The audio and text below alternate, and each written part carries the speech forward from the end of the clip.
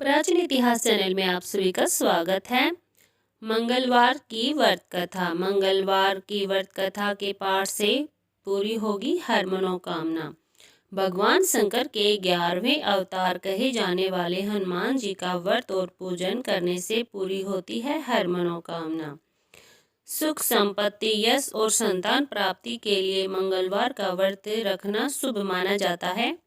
हनुमान जी से जुड़ी मंगलवार व्रत कथा का पाठ करके इस उपवास को पूरी श्रद्धा के साथ पूर्ण करें।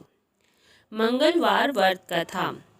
प्राचीन समय की बात है। किसी नगर में एक ब्राह्मण दंपति रहते थे।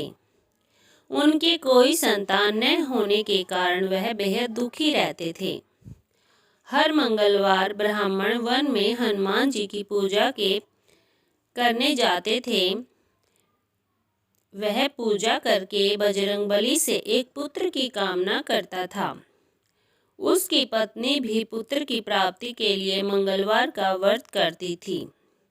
वह मंगलवार के दिन व्रत के अंत में हनुमान जी को भोग लगाकर ही भोजन करती थी। एक बार व्रत के दिन ब्राह्मणी ने भोजन नहीं बना पाया और न ही हनुमान जी को भोग लगा सकी। तब उसने प्रण किया कि वह अगले मंगलवार को हनुमान जी को भोग लगाकर ही भोजन करेगी। वह भूखी प्यासी 6 दिन तक पड़ी रही। मंगलवार के दिन वह बेहोश हो गई। हनुमान जी उसकी श्रद्धा और भक्ति देखकर प्रसन्न हुए। उन्होंने आशीर्वाद स्वरूप ब्राह्मणी को एक पुत्र दिया और कहा कि यह तुम्हारी बहुत सेवा करेगा। बालक को पाकर ब्राह्मणी बहुत खुश हुई। उसने बालक का नाम मंगल रखा।